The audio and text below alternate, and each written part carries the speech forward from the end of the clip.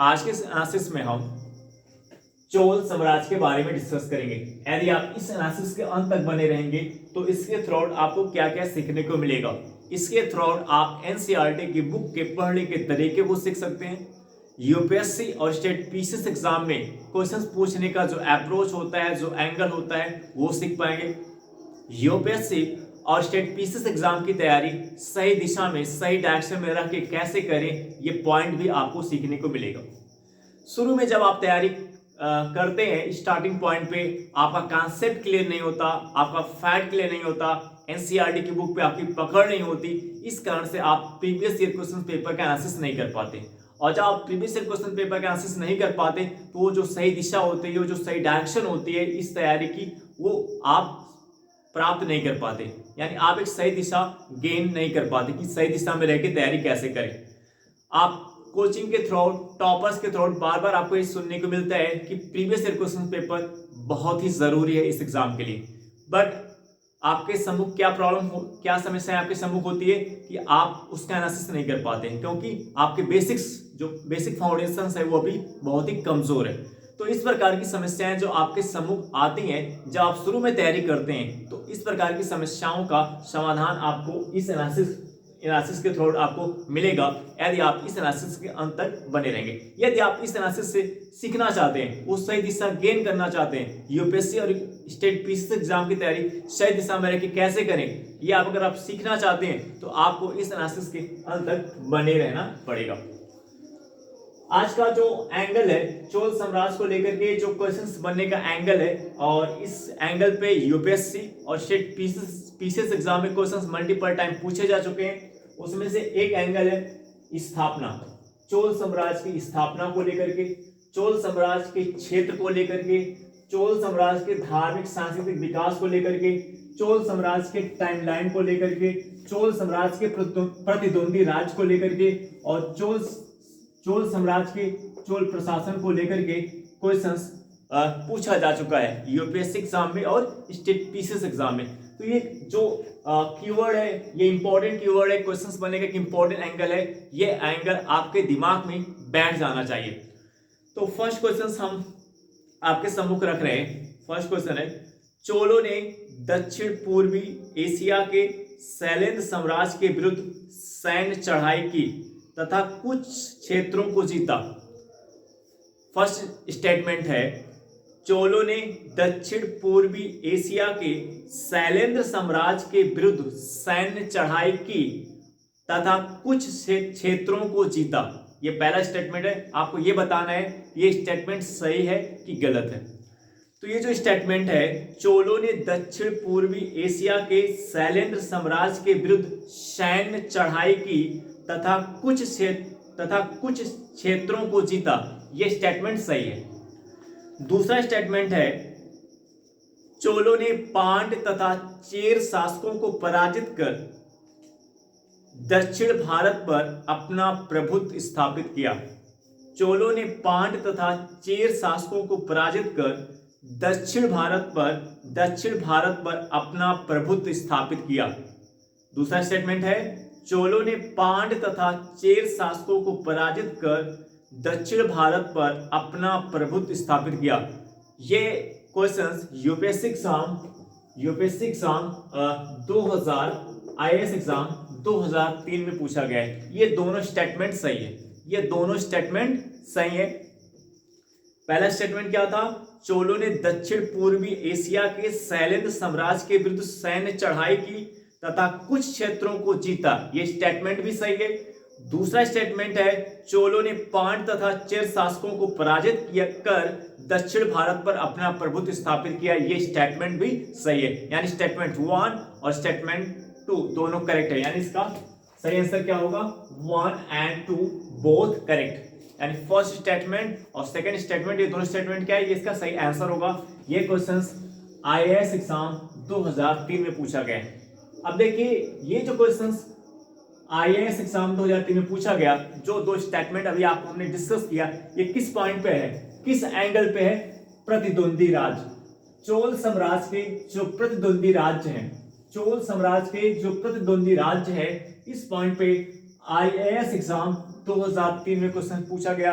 ये दोनों स्टेटमेंट अभी मैं आपके सम्मुख रखा हूं और ये क्वेश्चंस जो पूछा गया है ये ओल्ड एनसीईआरटी कहां से पूछा गया है? ओल्ड एनसीईआरटी की बुक से, ओल्ड एनसीईआरटी की बुक से, ओल्ड एनसीईआरटी सतीश चंद्र की बुक से, ओल्ड एनसीईआरटी सतीश चंद्र की बुक से पूछा गया है। तो ये दर्शा रहा है कि एनसीईआरटी की बुक कितना इंपॉर्टेंट होती है कॉन्सेप्ट को क्लियर करने के लिए और फैक्ट पे पकड़ बनाने के लिए, साथ ही साथ क्वेश्चंस पूछने के अप्रोच से, एंगल से कितना इंपॉर्टेंट एनसीईआरटी का बुक होता है इस क्वेश्चन से पता चल रहा है। और बार बार मैं अपने एनालिसिस में आपको यही बताने का प्रयास कर रहा हूं, अगर मैं 10 क्वेश्चंस डिस्कस कर रहा हूं उसमें से 7 to 8 क्वेश्चंस वो ओल्ड एनसीईआरटी की book, old NCERT Ramsharan Sharma की बुक या ओल्ड एनसीईआरटी सतीश चंद्र की बुक जो होती है उस बुक से पूछे गए। तो ओल्ड एनसीईआरटी बुक कितना जरूरी है इस एग्जाम के लिए ये दर्शाता है।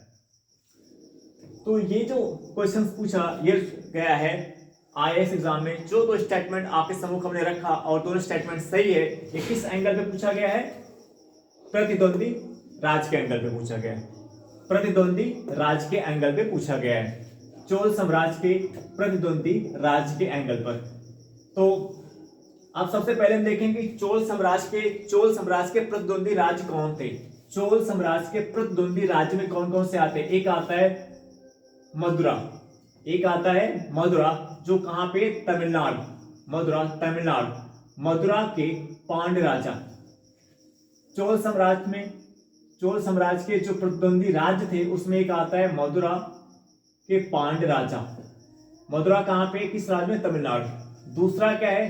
कांची के पल्लवों, कांची के पल्लवों, कांची कहां पे? ये भी तमिलनाडु में। तीसरा कौन सा आता है? राजपूत, राजपूत सबसे बड़े प्रतिद्वंदी। राजपूत जो थे ये सबसे बड़े प्रतिद्वंदी थे किसके? चोल साम्राज्य के। राजपूत चोल साम्राज्य के सबसे बड़े प्रतिद्वंदी थे। इस राजपूत में प्रेजेंट टाइम में भारत का कौन कौन सा राज्य आता है? कर्नाटक, महाराष्ट्र, गुजरात, आंध्र प्रदेश, तेलंगाना, तमिलनाडु। इस राजपूत, ये जो राजपूत है ये चोल साम्राज्य का सबसे बड़ा प्रतिद्वंदी था। राजपूत चोल साम्राज्य का सबसे बड़ा प्रतिद्वंदी था। इस राजपूत में प्रेजेंट टाइम में भारत के कौन कौन से राज्य आते हैं? इस राजपूत साम्राज्य में प्रेजेंट टाइम में भारत के कौन कौन से देश आते हैं? कर्नाटक, महाराष्ट्र, गुजरात, आंध्र प्रदेश, तेलंगाना, तमिलनाडु। कर्नाटक, महाराष्ट्र, गुजरात, आंध्र प्रदेश, तेलंगाना, तमिलनाडु। अब ये कहेंगे कि आपको मिल गया कि सबसे बड़े प्रतिद्वंदी चोल साम्राज्य के सबसे बड़े प्रतिद्वंदी कौन थे? राजपूत थे। फोर्थ पे प्रतिद्वंदी राज्य में जो फोर्थ नंबर पे आता है ये श्री विजय साम्राज्य आता है। श्री विजय साम्राज्य और एक इसके शासक कौन थे? शैलेंद्र। श्री विजय साम्राज्य आता है, इसके शासक कौन थे? शैलेंद्र। श्री विजय में कौन आता है? दक्षिण पूर्व एशिया आता है। श्री विजय में कौन आता है? श्री विजय साम्राज्य में कौन आता है? दक्षिण पूर्व एशिया आता है। और दक्षिण पूर्व एशिया के कौन कौन से देश आते हैं? मलाया, सुमात्रा, जावा। चोल साम्राज्य का जो अगला प्रतिद्वंदी राज्य था, चोल साम्राज्य का जो प्रतिद्वंदी राज्य था उसमें से एक प्रतिद्वंदी राज्य कौन है? श्री विजय साम्राज्य। श्री विजय साम्राज्य का शासक कौन है? शैलेंद्र। श्री विजय साम्राज्य में कौन सा पार्ट आता है? दक्षिण पूर्व एशिया का पार्ट आता है। इस दक्षिण पूर्व एशिया के कौन कौन से देश आते हैं? इसमें मलाया आता है, सुमात्रा आता है और क्या आता है? जावा आता है। आप इस पॉइंट को मैप के थ्रू देख सकते हैं। दक्षिण पूर्व एशिया का जो पार्ट होता है इसमें मलाया, सुमात्रा, जावा ये किसके प्रतिद्वंदी थे? चोल साम्राज्य के। इनके खिलाफ नौ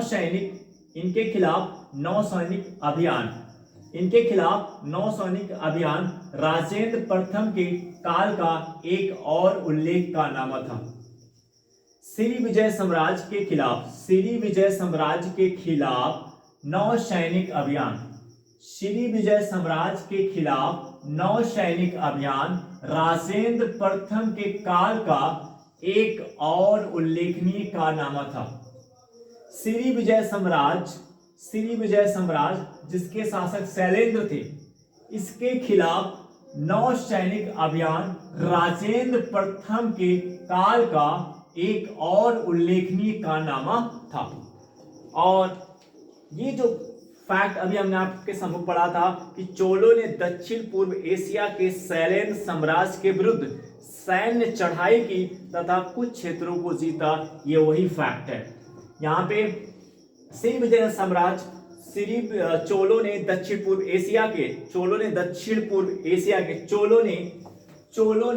दक्षिण पूर्व एशिया के शैलेंद्र साम्राज्य के विरुद्ध सैन्य चढ़ाई की तथा कुछ क्षेत्रों को जीता है। स्टेटमेंट क्या है सही? यहाँ पे आप देख रहे हैं कि श्री विजय साम्राज्य यानी शैलेंद्र साम्राज्य के खिलाफ नौसैनिक अभियान किसने भेजा? राजेंद्र प्रथम के काल का एक और उल्लेखनीय कारनामा था। और यहाँ पे इसके थ्रू राजेंद्र प्रथम ने अपने नौसैनिक अभियान के द्वारा शैलेंद्र साम्राज्य यानी श्री विजय साम्राज्य पर चढ़ाई की और उसके कुछ क्षेत्रों को जीता। राजेंद्र प्रथम के द्वारा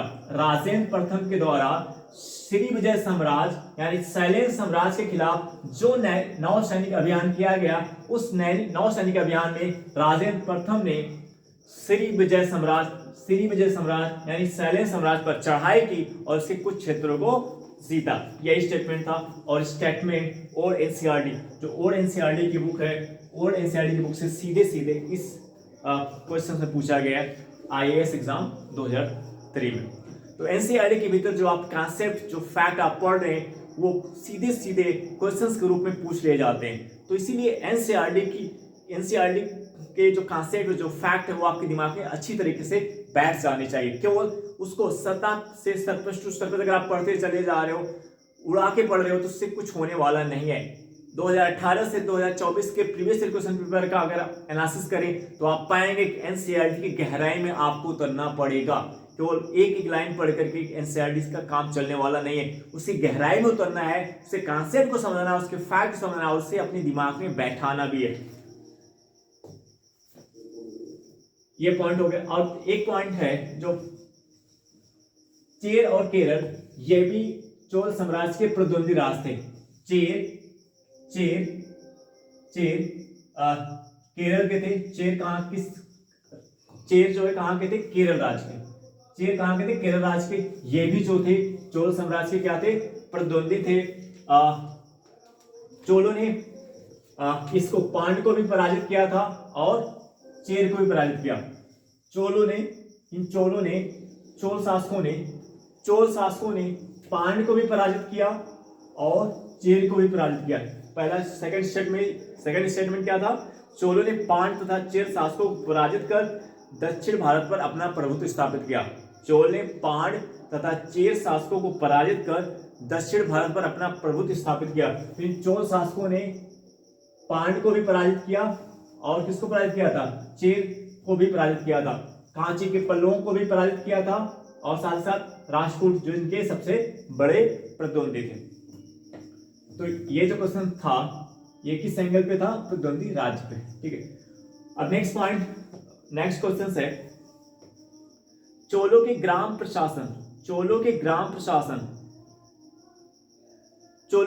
प्रशासन के बारे में जो जानकारी आपको प्राप्त होती है, किस शिलालेख से प्राप्त होती है? चोलों के ग्राम प्रशासन के बारे में जो जानकारी प्राप्त होती है, किस शिलालेख से प्राप्त होती है? चोलों के ग्राम प्रशासन के बारे में जो जानकारी प्राप्त होती है, वो किस शिलालेख से प्राप्त होती है? ये क्वेश्चंस आईएएस एग्जाम 1993 में पूछा गया है। ये क्वेश्चंस आईएएस एग्जाम 1993 में पूछा गया है और इसके पूछने का एंगल क्या है? किस एंगल पे पूछा गया है? चोल प्रशासन के एंगल पे पूछा गया है। चोल प्रशासन के एंगल पे पूछा गया है। क्वेश्चंस क्या है? चोलों के ग्राम प्रशासन के बारे में जानकारी किस शिलालेख से प्राप्त होती है? उत्तर मेरूर शिलालेख से प्राप्त होती है। चोलों के ग्राम प्रशासन के बारे में जानकारी, उत्तर मेरूर शिलालेख से प्राप्त होती है। चोलों के प्रशासन में, चोलों के प्रशासन का जो एक महत्वपूर्ण पार्ट था वो चोलों का ग्राम प्रशासन, ग्राम प्रशासन की स्वायत्तता। चोलों के प्रशासन का एक जो महत्वपूर्ण पार्ट था वो क्या था? चोलों के प्रशासन का एक जो महत्वपूर्ण पार्ट था वो क्या था? ग्राम प्रशासन की स्वायत्तता, ग्राम प्रशासन की स्वायत्तता, जिसकी जानकारी हमें उत्तर मेरूर शिलालेख से प्राप्त होती है। ये क्वेश्चन आईएएस एग्जाम 1993 में पूछा गया है। ग्राम प्रशासन की स्वायत्तता की बात करें, चोल साम्राज्य की जो ग्राम प्रशासन की स्वायत्तता थी, ये चोल साम्राज्य के स्थानीय प्रशासन की एक महत्वपूर्ण विशेषता थी। चोल प्रशासन के अंतर्गत, चोल प्रशासन के अंतर्गत ग्राम प्रशासन की स्वायत्तता चोल साम्राज्य के स्थानीय प्रशासन की एक महत्वपूर्ण विशेषता थी। इस क्वेश्चंस पे स्टेट पीसीएस एग्जाम में कम से कम 10 टाइम क्वेश्चन पूछा गया है। क्वेश्चंस क्या है? पूछा 10 टाइम एटलीस्ट कम से कम 10 टाइम क्वेश्चन पूछा गया है कि चोल साम्राज्य के प्रशासन की महत्वपूर्ण विशेषता क्या थी? उसकी स्थानीय प्रशासन। चोल साम्राज्य के प्रशासन की जो महत्वपूर्ण विशेषता क्या थी? उसकी स्थानीय प्रशासन की थी, यानी उसकी ग्राम प्रशासन की स्वायत्तता थी। चोल साम्राज्य के प्रशासन के अंतर्गत जो चोल साम्राज्य का स्थानीय प्रशासन था वो चोल साम्राज्य के प्रशासन की एक महत्वपूर्ण विशेषता थी, यानी ग्राम प्रशासन की स्वायत्तता चोल साम्राज्य के प्रशासन की एक महत्वपूर्ण विशेषता थी। एटलीस्ट इस पे 10-10 बार क्वेश्चन स्टेट पीसीएस एग्जाम में पूछा गया है। इस ग्राम प्रशासन की स्वायत्तता की अगर हम बात करें, ग्राम प्रशासन की स्वायत्तता की बात हम करें, प्रत्येक ग्राम में अपनी सभा होती थी। अगर हम ग्राम प्रशासन की स्वायत्तता की बात करें तो इसके थ्रू अगर हम देखें तो प्रत्येक ग्राम में अपनी सभा होती थी, जो प्राय केंद्रीय नियंत्रण से मुक्त होकर स्वतंत्र रूप से ग्राम शासन का संचालन करती थी। स्वतंत्र रूप से ग्राम शासन का संचालन करती थी। ग्राम प्रशासन की स्वायत्तता के थ्रू अगर आप देखें कि ग्राम प्रशासन की स्वायत्तता का मतलब क्या होता है? ग्राम प्रशासन की स्वायत्तता का मतलब प्रत्येक ग्राम में अपनी सभा होती थी, जो प्राय का मतलब ये होता है कि हमेशा नहीं, जो प्राय केंद्रीय नियंत्रण से मुक्त होकर स्वतंत्र रूप से ग्राम प्रशासन का संचालन करती थी। ग्राम प्रशासन की स्वायत्तता का मतलब क्या है? प्रत्येक ग्राम में अपनी सभा होती थी, जो प्राय केंद्रीय नियंत्रण से मुक्त होकर स्वतंत्र रूप से ग्राम प्रशासन का संचालन करती थी। यहाँ पे ध्यान दीजिएगा, प्राय केंद्रीय नियंत्रण से मुक्त होकर माने प्राय, यहाँ पे देखिएगा, प्राय केंद्रीय नियंत्रण से मुक्त होने का मतलब क्या हुआ? कि मतलब प्राय मतलब हमेशा नहीं, यानी केंद्र सरकार का, केंद्र का नियंत्रण होता था ग्राम प्रशासन पर, केंद्र का नियंत्रण होता था, लेकिन केंद्र सरकार का जो वो ज्यादा हस्तक्षेप नहीं होता था। केंद्र सरकार का जो केंद्र सरकार होता था, यानी जो केंद्रीय नियंत्रण होता था, वो इस ग्राम प्रशासन पर ज्यादा हस्तक्षेप नहीं करता था। यानी जो राजा होता था वो ग्राम प्रशासन पर ज्यादा हस्तक्षेप नहीं करता था। यानी ग्राम प्रशासन को काफी ज्यादा उसने स्वतंत्रता दे रखी थी। यानी ग्राम प्रशासन जो है एक राज्य यानी राजा के अधिकार क्षेत्र में रह करके वो स्वतंत्र रूप से, जो ग्राम प्रशासन था वो राजा के अधिकार क्षेत्र में रह करके ग्राम में स्वतंत्र रूप से क्या करता था? ग्राम शासन का संचालन करता था। यानी इस ग्राम प्रशासन में केंद्र सरकार का यानी राजा का ज्यादा हस्तक्षेप नहीं होता था। यानी इस चोल साम्राज्य में ग्राम प्रशासन को राजा के द्वारा ज्यादा स्वतंत्रता दी गई थी। यानी राजा का नियंत्रण ग्राम प्रशासन में बहुत ही कम होता था, हस्तक्षेप कम होता था। इसलिए कहा गया प्राय केंद्रीय नियंत्रण से मुक्त होकर के स्वतंत्र रूप से ग्राम प्रशासन का संचालन। प्रत्येक ग्राम में अपनी सभा होती थी, जो प्राय केंद्रीय नियंत्रण से मुक्त होकर स्वतंत्र रूप से ग्राम प्रशासन का संचालन करती थी। उस सभा को, जो प्रत्येक ग्राम में अपनी सभा होती थी, उसको राजा के द्वारा काफी स्वतंत्रता दी गई थी। राजा का हस्तक्षेप उसमें कम होता था, लेकिन इसका मतलब ये नहीं कि राजा का उसमें हस्तक्षेप नहीं, मतलब राजा का उसमें नियंत्रण ही नहीं था। राजा का उस पर नियंत्रण होता था, वो राजा के अधिकार क्षेत्र में रह के ही काम करता था, लेकिन राजा का जो हस्तक्षेप होता था वो कम होता था, ताकि ग्राम जो सभा है वो स्वतंत्र रूप से ग्राम का संचालन कर सके। राजा ने अपने हस्तक्षेप को कम किया। यानी ग्राम प्रशासन को जो सभा है उस सभा को उसने ज्यादा स्वतंत्रता दी और उस स्वतंत्र जो स्वतंत्रता उसको राजा के द्वारा दी गई उस स्वतंत्रता का प्रयोग करके वो ग्राम प्रशासन का संचालन करता था। कुल मिला के आप कह सकते हैं कि राजा का चोल साम्राज्य के अंतर्गत राजा का ग्राम प्रशासन पे जो हस्तक्षेप होता था वो बहुत ही कम होता था। नियंत्रण होता था, केंद्रीय नियंत्रण था, लेकिन वो प्राय नहीं होता। प्राय मतलब ये नहीं कि राजा ने उस ग्राम प्रशासन पे अपना ज्यादा नियंत्रण रखा था। वहां पे चोल प्रशासन की एक विशेषता क्या है कि राजा ने ग्राम प्रशासन को काफी ज्यादा स्वतंत्रता दी थी, जिसके थोड़ा स्वतंत्र रूप से रहकर ग्राम प्रशासन का संचालन करता था। यानी राजा का हस्तक्षेप ग्राम प्रशासन में बहुत ही कम होता था। नेक्स्ट पॉइंट जो है, नेक्स्ट क्वेश्चन पूछा गया है कि चोल साम्राज्य की स्थापना किसने की थी? विजयालय ने। चोल साम्राज्य की स्थापना किसने की थी? विजयालय ने की थी। चोल साम्राज्य की स्थापना किसने की थी? विजयालय ने की थी। चोल साम्राज्य के प्रमुख शासक में कौन आते हैं? राजराज आते हैं, राजेंद्र प्रथम आते हैं। चोल साम्राज्य के प्रमुख शासक में राजराज आते हैं, राजेंद्र प्रथम आते हैं। इनकी टाइमलाइन 985 से ईस्वी से 1014 ईस्वी है। राजेंद्र प्रथम की टाइमलाइन 1014 से 1044 ईस्वी है। क्षेत्र पे क्वेश्चन पूछा गया है स्टेट पीसीएस एग्जाम में कि चोल साम्राज्य में कौन कौन से क्षेत्र आते हैं। इस क्षेत्र पे स्टेट पीसीएस एग्जाम में इस पे क्वेश्चन पूछा जा चुका है कि चोल साम्राज्य के क्षेत्र में कौन कौन से इंडिया के पार्ट आते हैं प्रेजेंट टाइम के। तो इसमें तमिलनाडु आता है और दक्षिणी कर्नाटक आता है, दक्षिणी आंध्र प्रदेश आता है, श्रीलंका आता है, मालदीव आता है, उड़ीसा आता है और क्या आता है? बंगाल आता है। चोल साम्राज्य के थ्रू आउट प्रेजेंट टाइम यानी वर्तमान समय में भारत का कौन कौन सा पार्ट आता है? तमिलनाडु हो गया, दक्षिणी कर्नाटक हो गया, दक्षिणी आंध्र प्रदेश हो गया, श्रीलंका, मालदीव, उड़ीसा, बंगाल। तो ये जो तुंगभद्रा कृष्णा का क्षेत्र जो है ये किसके थ्रू आउट आता है? ये चोल साम्राज्य। तो यहाँ पे जो डॉट लाइन की गई ये पूरा जो एरिया, ये पूरा पार्ट यहाँ तक का है, ये किसका पार्ट था? चोल साम्राज्य का। ये पूरा जो पार्ट है यहाँ पे जो तुंगभद्रा नदी, ये जो कृष्णा नदी का क्षेत्र है, ये पूरा पार्ट किसमें आता है? बंगाल तक का क्षेत्र किसके थ्रू आउट आता है? चोल साम्राज्य के अंतर्गत आता है। चोल साम्राज्य की टाइमलाइन की बात करें तो 848 से 1289 ईस्वी के बीच मानी जाती है। इसके धार्मिक सांस्कृतिक विकास पे स्टेट पीसीएस एग्जाम में क्वेश्चन पूछा गया। पीसीएस एग्जाम 2021 में ये क्वेश्चन पूछा गया कि किस साम्राज्य में मंदिरों की दीवारों पर अभिलेख लिखवाने की प्रथा चलाई? किस साम्राज्य ने मंदिरों की दीवारों पर अभिलेख लिखवाने की प्रथा चलाई?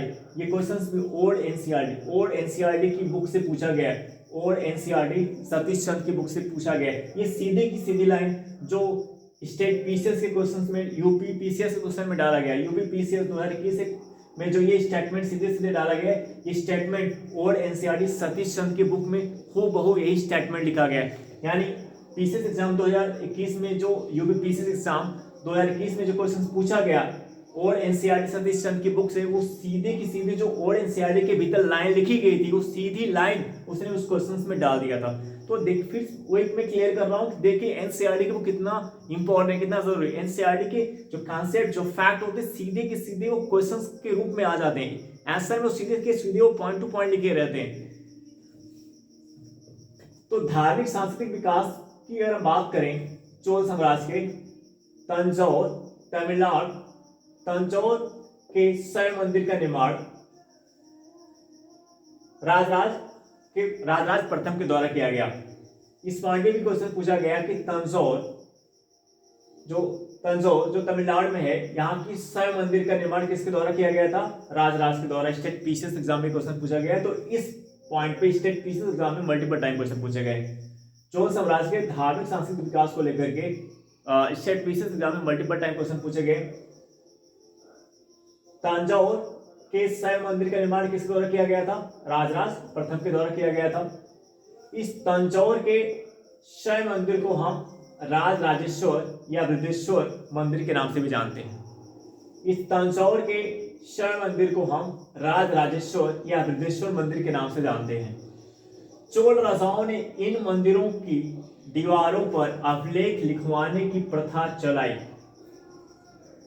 चोल राजाओं ने इन मंदिरों की दीवारों पर अभिलेख लिखवाने की प्रथा चलाई, जिसमें उनकी विजयों के बारे में बताया गया है, जिसमें चोल साम्राज्य के विजयों के बारे में यानी चोल राजाओं के विजयों के बारे में बताया गया है। चोल राजाओं ने इन मंदिरों की दीवारों पर अभिलेख लिखवाने की प्रथा चलाई, जिसमें उनके विषय के बारे में बताया गया है। ये जो लाइन है, ये लाइन सेम लाइन में ओल्ड एनसीईआरटी सतीश चंद्र की बुक में ये लाइन लिखी गई है। वही जो फैक्ट, ये जो कॉन्सेप्ट मैं आपको बता रहा हूँ, ये ओल्ड एनसीईआरटी सतीश चंद्र की बुक का है। और एक कॉन्सेप्ट, ये लाइन स्टेट यूपीपीएससी एग्जाम 2021 में ये लाइन सीधे की सीधे क्वेश्चंस के रूप में आई थी। इस पॉइंट को बताने का पर्पज यही है कि आप एनसीईआरटी को सही तरीके से पढ़ें, सही एंगल से पढ़ें, उसकी गहराई में उतर करके पढ़ें, सही ढंग से, सही अप्रोच से पढ़ें। बार बार इसीलिए मैं कह रहा हूं, क्योंकि 92% लोग जो होते हैं वो एनसीईआरटी की बुक को सही तरीके से, सही ढंग से पढ़ते ही नहीं है। और इस मंदिर परिसर में एक भारी भरकम नंदी की मूर्ति भी है। इस राजराजेश्वर, ये जो तंजौर के शैव मंदिर है या जो राजराजेश्वर या बृहदेश्वर का मंदिर है, ये जो तंजौर के शैव मंदिर है, राजराजेश्वर या बृहदेश्वर का मंदिर है, यहाँ आपके मंदिर परिसर में एक भारी भरकम नंदी की मूर्ति है। इस मंदिर परिसर में एक भारी भरकम नंदी की मूर्ति भी है। इस तंजौर के शैव मंदिर में मंदिर परिषद में एक भारी भरकम नंदी की मूर्ति है। तो एक क्वेश्चन पूछा गया था कि किस मंदिर में, स्टेट पीसीएस एग्जाम में क्वेश्चन पूछा गया है कि किस मंदिर में भारी भरकम नंदी की मूर्ति है, किस मंदिर में भारी भरकम नंदी की मूर्ति है। तो वो कौन सा मंदिर है? तंजौर के शैव मंदिर, या किसमें?